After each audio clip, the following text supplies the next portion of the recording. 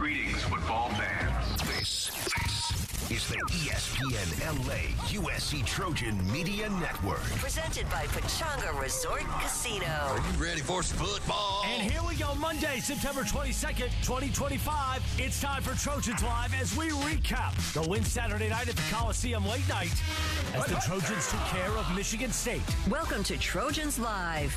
The exclusive USC Trojans Coaches Show. King Miller is in. Keep your eyes open on number 30 here on a first down for the Trojans at the Sparty 40-yard line. Fake to Miller. Maliava will wind and throw. Lemon got it. Touchdown. Caught it at the 5 in stride. Steps in easily, and SC scores, and now goes up 17-7 pending the extra point. We'll recap the game with head coach Lincoln Riley. Look ahead to Illinois on a Saturday morning coming up. Plus, talk about everything else going on in USC athletics. Trojans Live is presented by Monster Energy. Monster Energy, unleash the beast. How do you do? The exclusive USC Trojans Coaches Show. Behind-the-scenes insights and breaking news from the student athletes who play for the Cardinal and Gold. Trojans Live for your Monday, right now. Live from Los Angeles. Now with the All-American Shaun Cody and Keely Eure, here is your host, Jordan Moore. Hello and welcome to Trojans Live, presented by Monster Energy on ESPN LA 710 across the USC Trojans Media Network. I am Jordan Moore alongside the All-American Shaun Cody.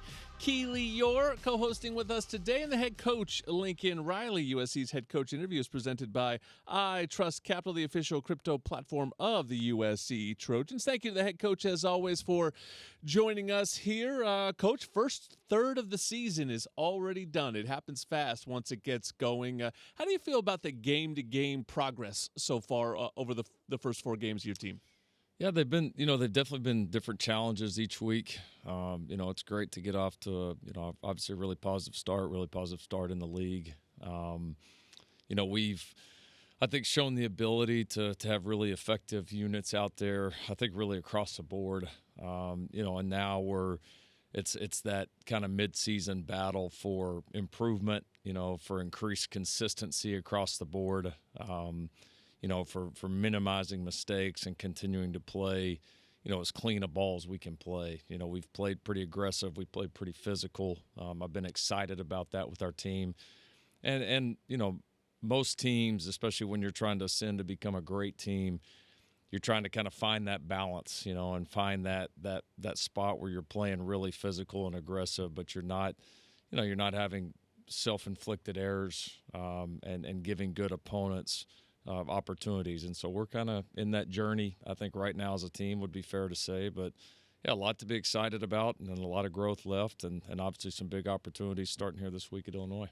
Coach, offensively, some injuries. Jacoby Lane's down, and then you have one during the game with Elijah Page. How do you think the offense did, and especially handling those injuries?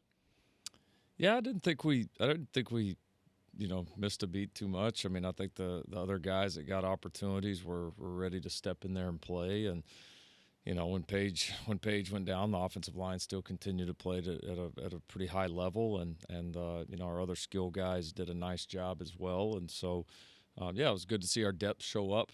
And that's just part of it during the season. You're going to have guys in and out, and the really good teams find a way just to continue on. And our guys did a pretty good job of that.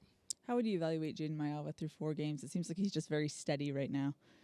Yeah, that's been a pretty good word to describe him. He's been pretty steady. He's handled some of the different challenges that these games have brought on. We've played different groups that have tried to attack us and attack him different ways. And I think he's done a good job handling it and just staying patient. And I think just playing definitely a more mature game right now, and I think that's been a good steadying force, not just for our offense, but for our whole team. This has been by far the best running offense so far of your era at USC. It is through just 4 games, but the numbers have just been fantastic, up near the top 10 of the country. To what do you attribute it to? Well, we've played pretty steady on the O-line. I mean, I think that's where you start. I do think the increased, usage of our tight ends, that room really coming around has been helpful in that. We've done a good job blocking on the perimeter, and then obviously, we've got, several guys in that running back room that we feel very confident handing the ball to and feel like that they're going to get most of the yards that they're supposed to, and also some that maybe, you don't expect from time to time. That's what really good running backs do. So, yeah, it's we've really committed to it. We have a lot of belief and trust in it, and obviously we're going to need to continue to be able to do that as you get in these different games, these different challenges, these different environments. A good running game obviously goes a long way, and so we're off to a good start there. But we know we're going to get challenged in different ways, schematically, personnel, again, different situations as we go through, and we're going to need that to continue to be a strength of this team. Coach, Mekhi Lemon had a nice game. I thought the defense would be able to focus in on him a little more with Jacoby out, but you still find ways to use him. You get him out the ball in the backfield, and he's running around deep still. What's it like to have a guy like that at your disposal as a play caller?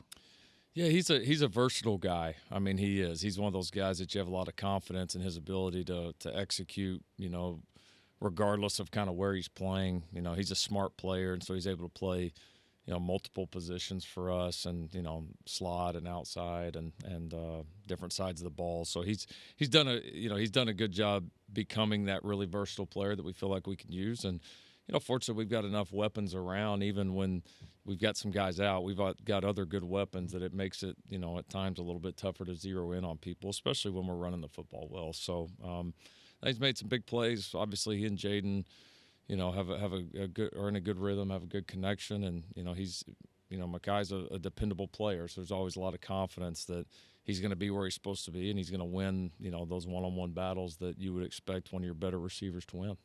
The defensive line shined once again. How valuable is it to have multiple contributors there? I mean, it's huge. I mean, you see that, again, it's just 4 games in, but I mean the difference from really, honestly, other than Thule year 1, I mean, really year 1 to year 3, and then now, I mean, it's very different. It feels different. I think it probably feels different to our opponents. But yeah, I mean, it's a huge factor in college football. I mean, when you can have, a really good defensive line that has depth, that can beat you different ways, where people can't just focus in on one guy, or where you're not having to play some guys 60 or 70 snaps a game. I mean, it's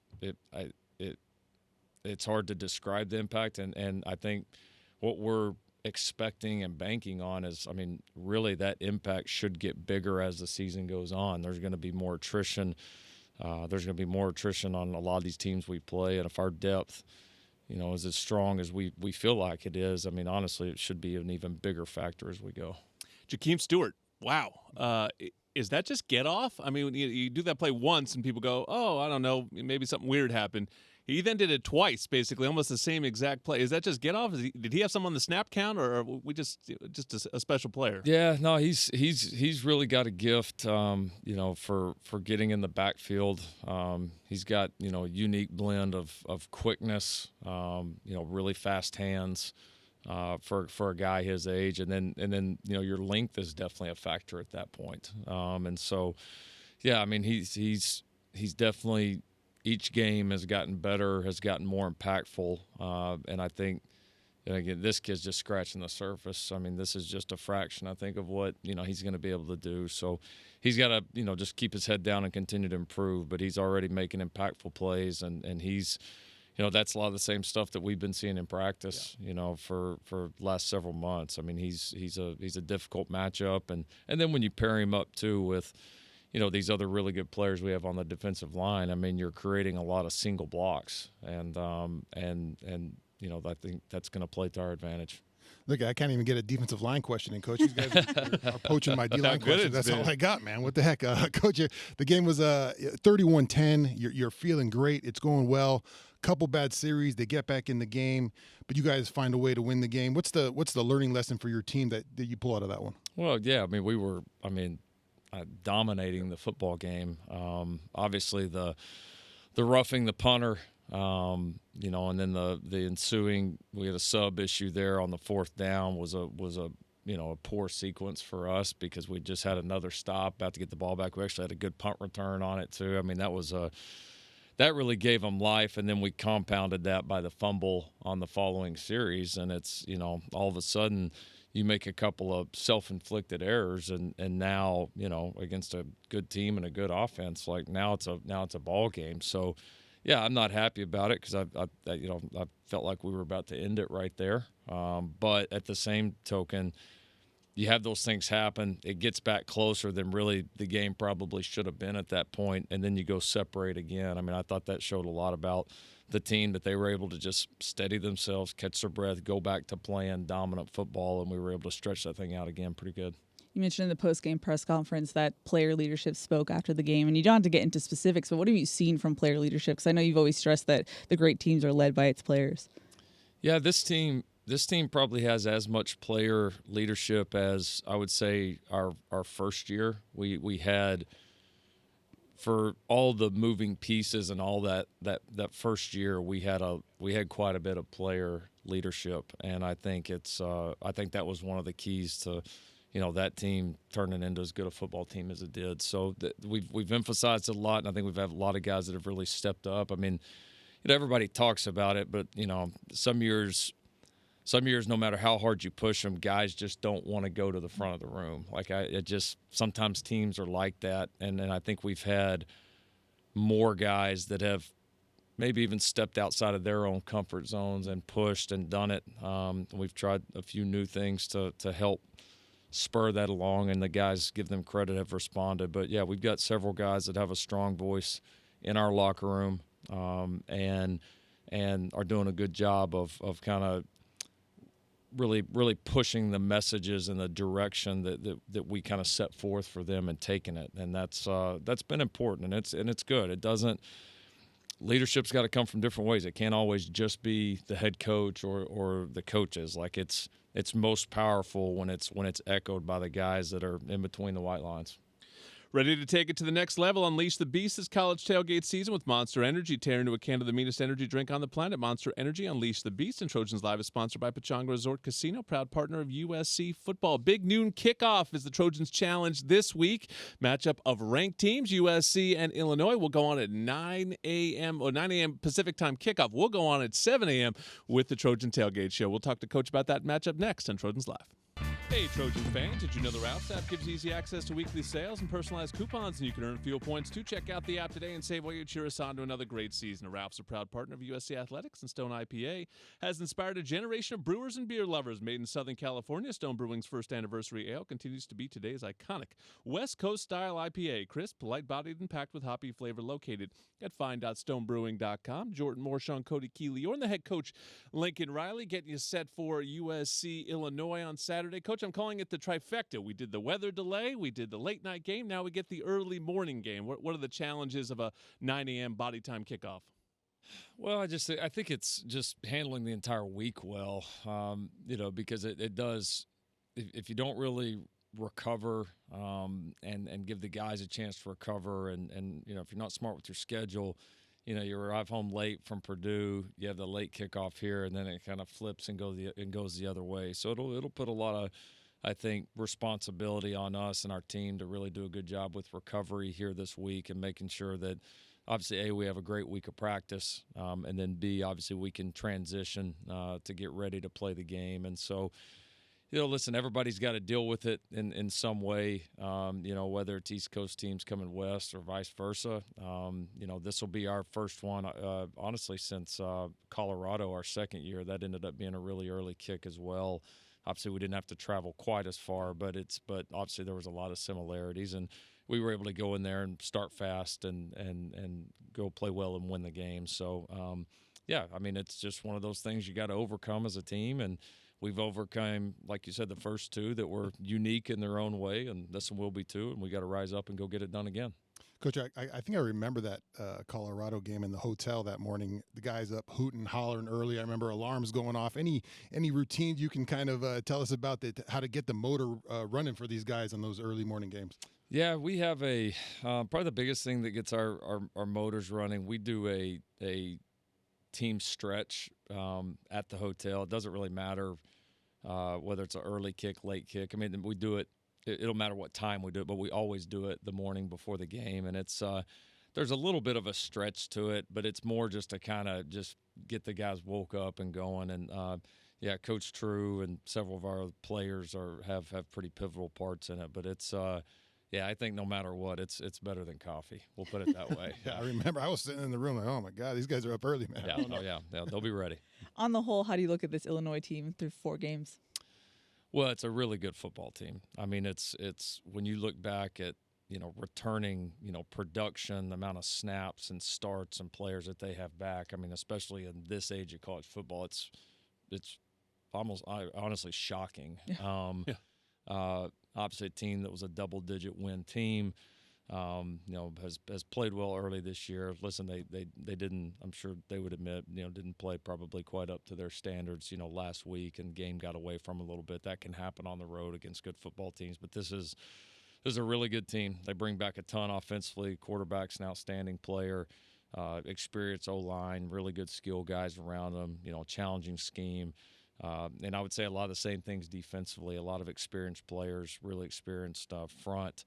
Some really good players in the back end, linebackers that have been there forever. And, Brett and those guys have always, been very challenging defensively, and they really challenge you in some unique ways. So it's a really good football team. I mean, just plain and simple, top to bottom. And I think, again, it's their experience to me that really stands out, and you see that in the way they play.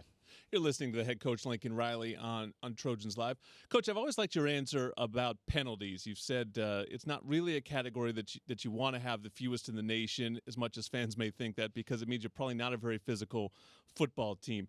We've seen a lot of hands to the face on defense this year. Is that one of those point of emphasis things? Is that something that the team needs to get better at? What are we seeing with that particular call? No, we absolutely have to get better with that. I mean, it's one of those things that you have a couple early on like we did, and then you're marked for it. And yeah, Shaun brought that up on the broadcast. You are, and one thing that fans may not know this, but before every game, there's a head coach and officials meeting. They come into the locker room, and you go through.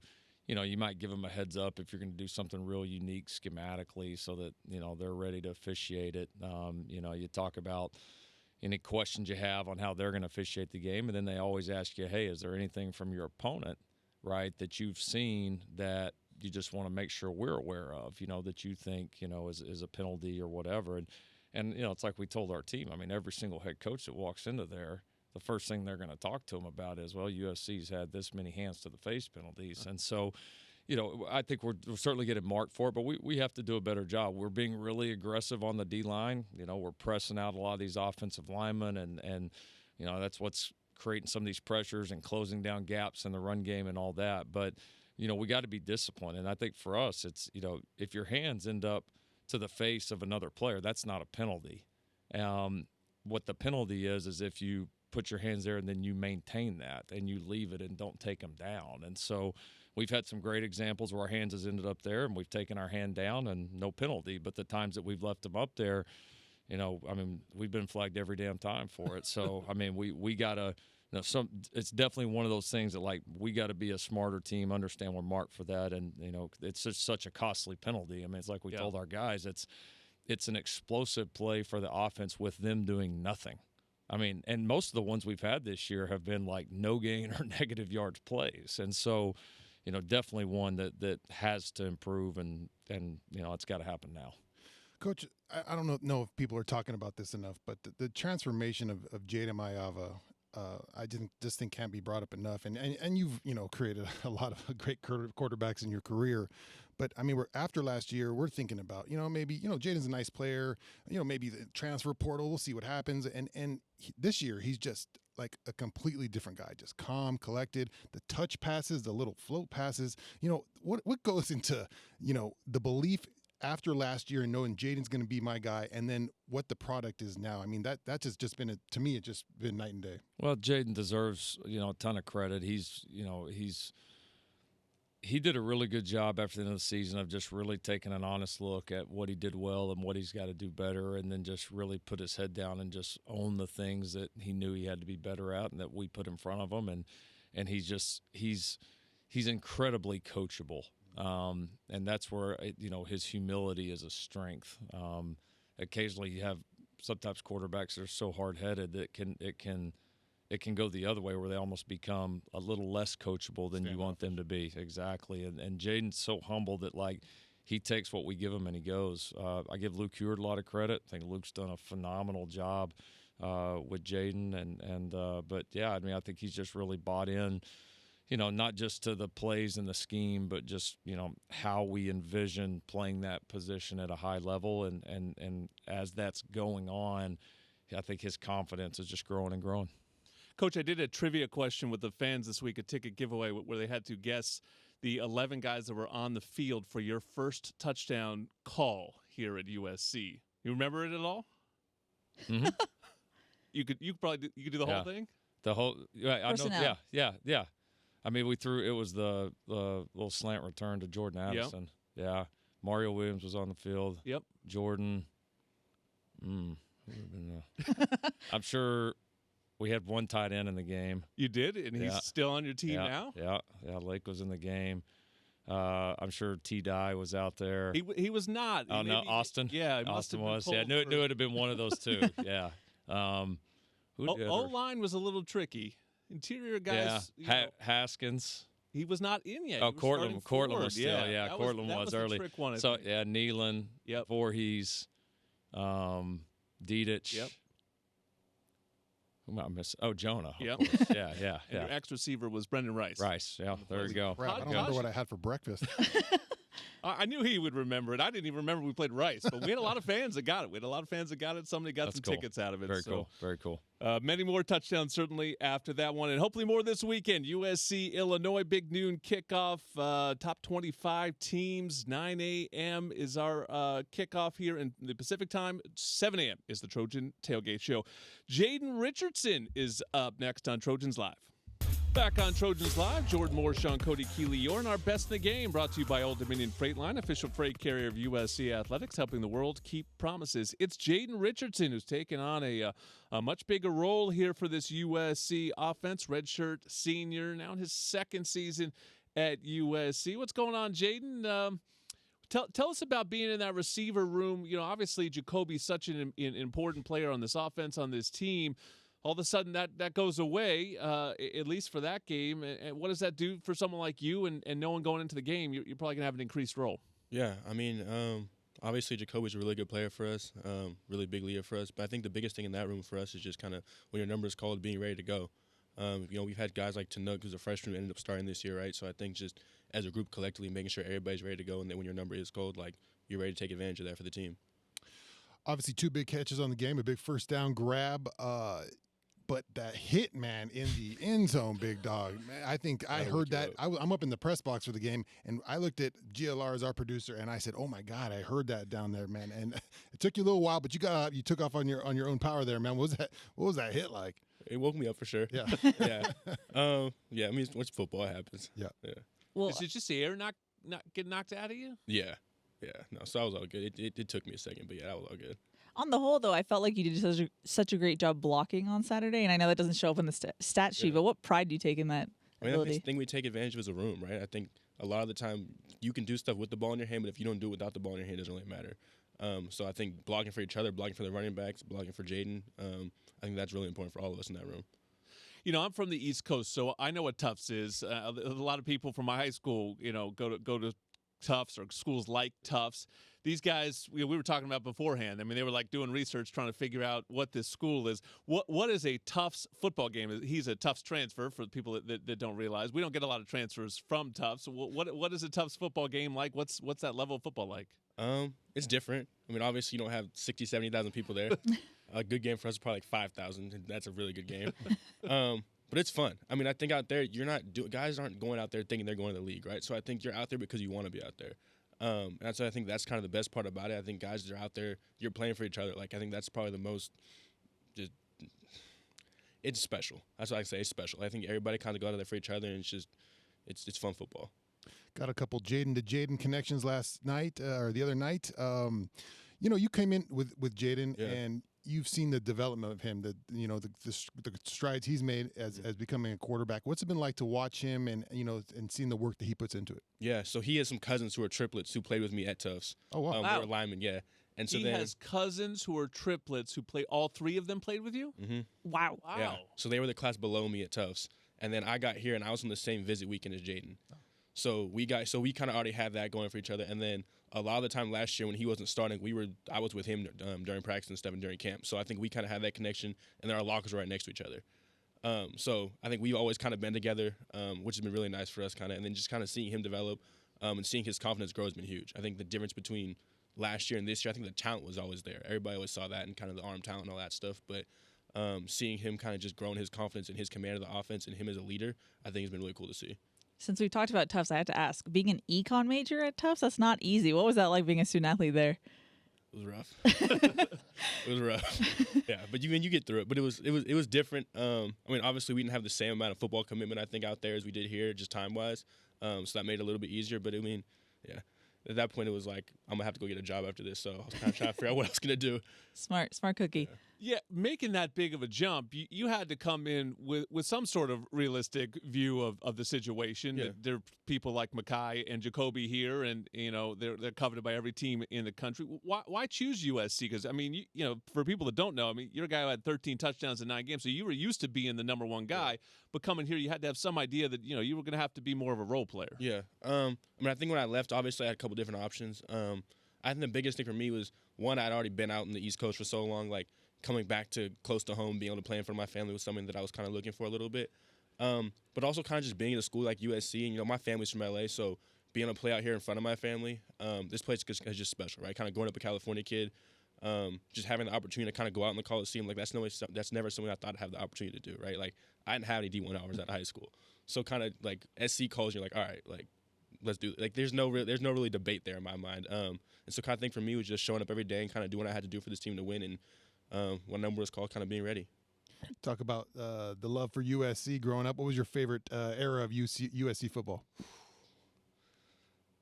That Rose Bowl. I played with Liner and Reggie, so don't be.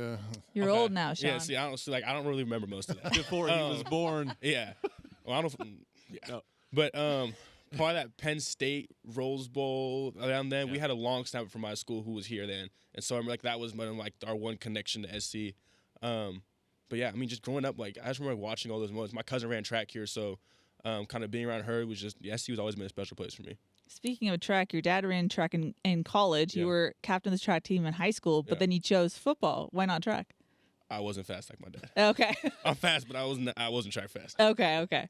You were the NESCAC co-offensive player of the year. Yeah. Who's the greatest player in NESCAC history?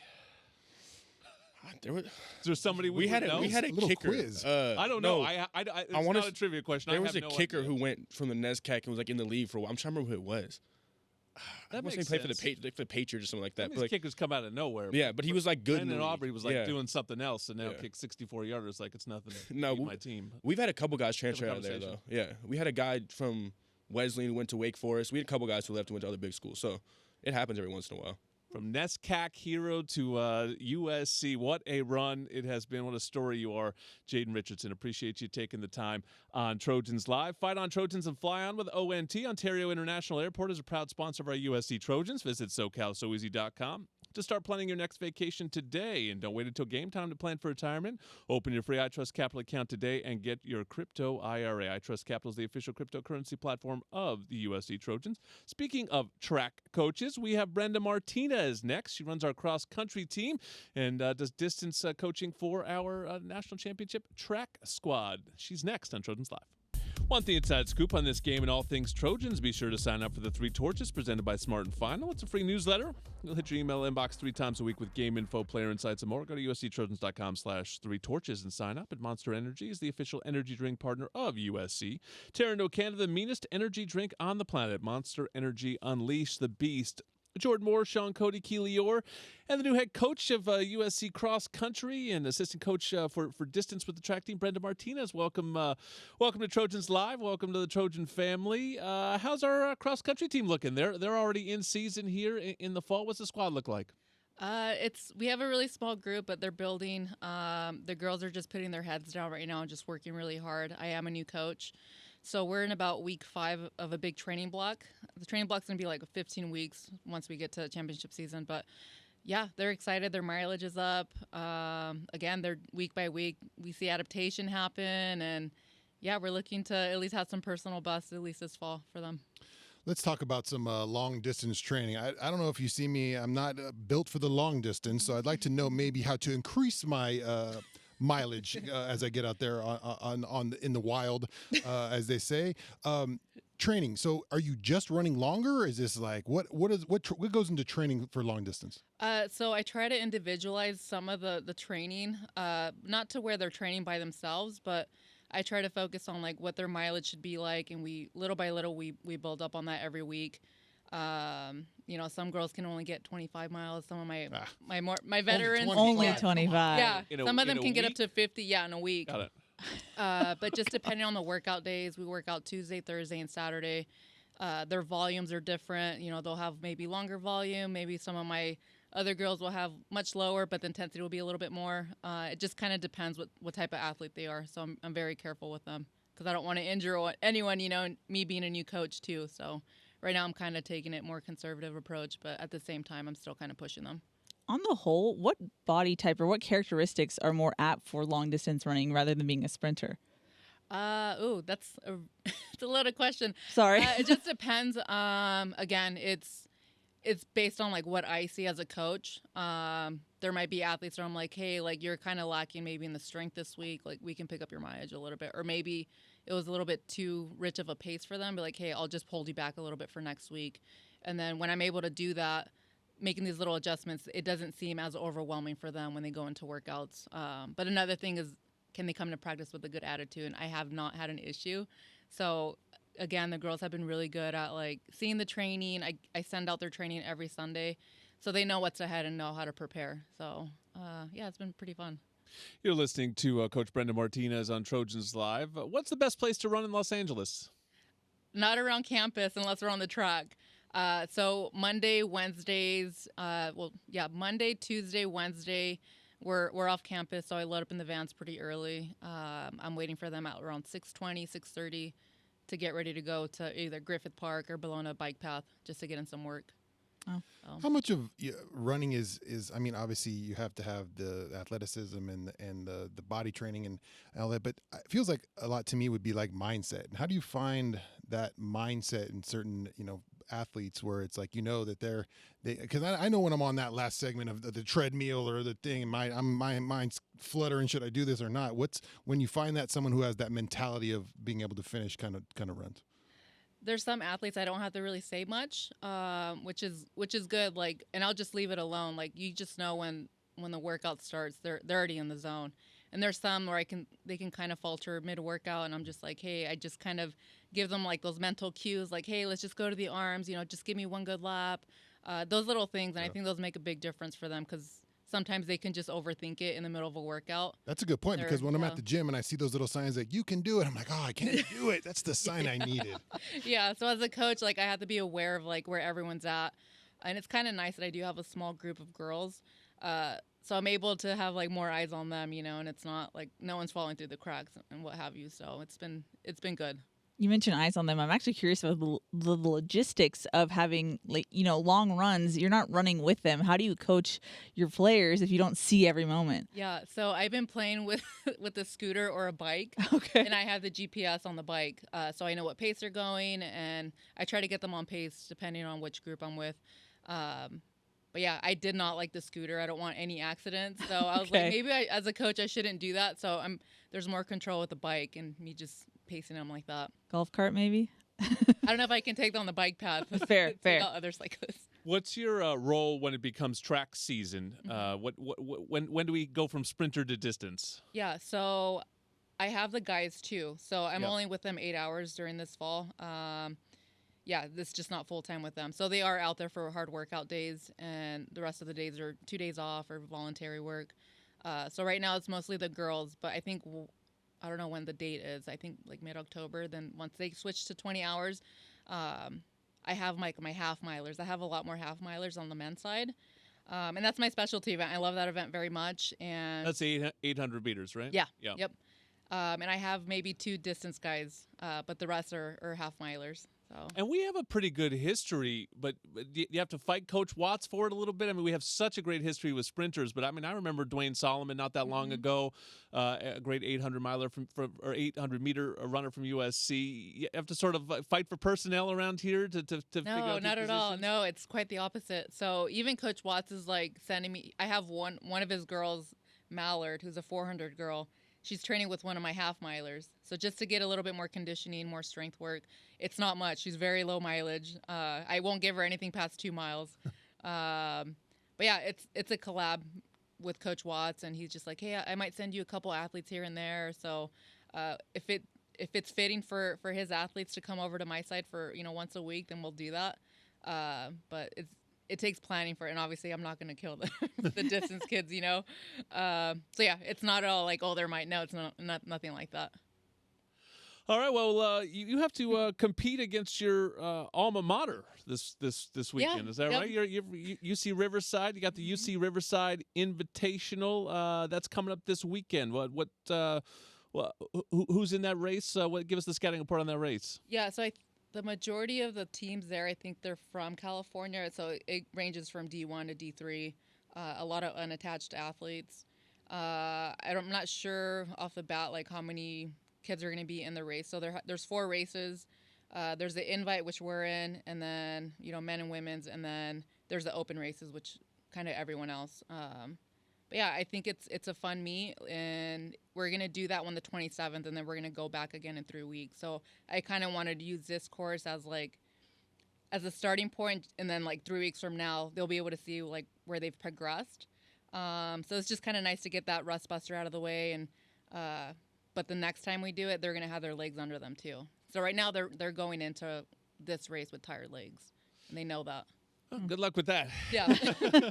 Thank you, Coach. Appreciate your time, and good luck the rest of this season. Our buddy John Jackson is back. He's going to do the Football Roundtable this week on Trojans Live. Jordan Moore, John Jackson, Keely Eure, and Shaun Cody with you, making up our Football Roundtable. Guys, Trojans sitting in a great spot, 4-0.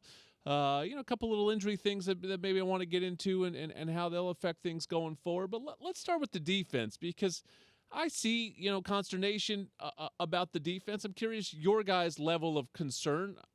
I'll start and say mine is not, I don't think, as high as everybody else is. How about you, JJ? Where's your level of concern with the defense? It's not time to panic, but it's time to be cautious. I guess that's the best way I can say it. I think that defensively, you got to remember – we have the number 1 defense in the nation in sacks. Yep. So they're pass doing something there. right. Yep. The pass rush is there.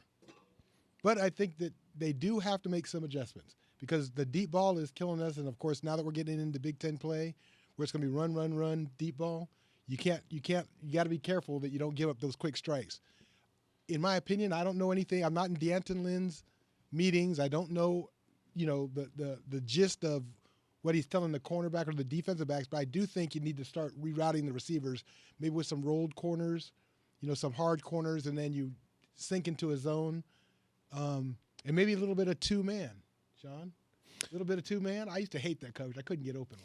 Yeah, receivers always hate 2-man. Yeah, you know what? My level of worry is not too high. The breakdowns are something that you just got to lock into. It's hard. It's hard because I think when you have a defensive front that's been playing so well, you can really lean into that. But you got to clean up those MAs. Those missed assignments are going to be vital. Just moving down, you can't give up free 7 points. You heard Lincoln talk about it every game. You just can't. You can't run a defense when you're giving up those kind of shots, and I think it's been tough also because Kamari's been in a different role, so he's kind of trying to help people out back there, and that play call was a good play call against cover 3 defense right there. This is the first touchdown. The first touchdown I'm talking about. It was a good call offensively, but also we needed some guys to make a better play. But it's just you can't play really. It's never going to feel like a solid defense when you have missed assignments and guys running free, because no matter how many sacks you get, no matter how many things you're giving up free 6 points, it's just not going to be a good-looking defense. Which I think is kind of. Is there a way to reroute the receivers in a defense that'll be that have help over the top? Because right now it looks like the receivers are getting a free run right at the safety, and by the time they get to the safeties, they're at full speed, and there's no way the safety is going to be able to turn and run with the receiver, and then that's when you get hit for those big. Yeah, and I'm sure Dan Lynn knows what's that. You would probably know that from as a wide receiver. You hated probably getting guys up on you and messing up your route. But yeah, I mean that's something they could probably mix in. And if they're, you got to also have confidence in your guys. Are they able to strike guys? Are they able to reroute guys? Like those are the kind of skills that only a coach would know about his players if those are the qualities that they bring. Yeah, I think it's interesting because communication and breaking it down so slowly has been a tenet of Lynn and what we've known of his scheme. So the fact that there are those miscommunications still happening is a little concerning, but at the same time, you have to think about it. Christian Pierce and Bishop Fitzgerald are both first-year starters, so there is going to be some of that miscommunication and stuff like that. But do we see progress going forward? Because obviously you need improvement game over game, and it's only going to get tougher from here. I'm actually go ahead, JJ. But this is the time that you have to get into the analytics, right? There's not one defense that's going to stop everything. I know SC fans think that there's just a magical defense or some magic dust they can sprinkle on the defensive backs and they'll cover everybody, but there's not. And I think that that's one of the problems that's what D'Anton's went over right now. How can I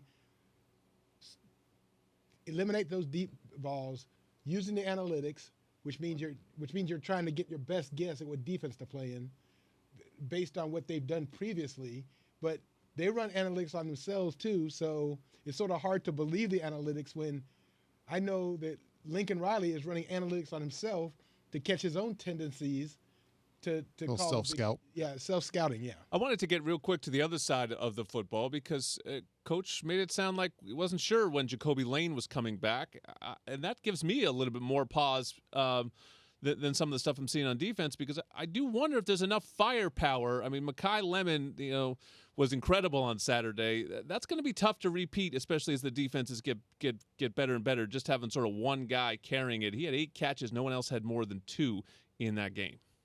Yeah, it's gonna be a tough job. But you got Lake McCree. I feel good about the running back room. Tanook Hines, I think he's been great all year. Hasn't got the catches yet, but had that touchdown the other day. But those guys are gonna have to step up. It sounds like Coach is pretty confident in the group he's got because they got kind of a mass of skills. It's not just one set of skills that is really missing from that room. I think. Yeah, I would say Jaden Richardson, right? Yep. Jaden Richardson. That's the name. That's he's a senior. He's experienced. He has experience. He's not going to be in awe of the moment.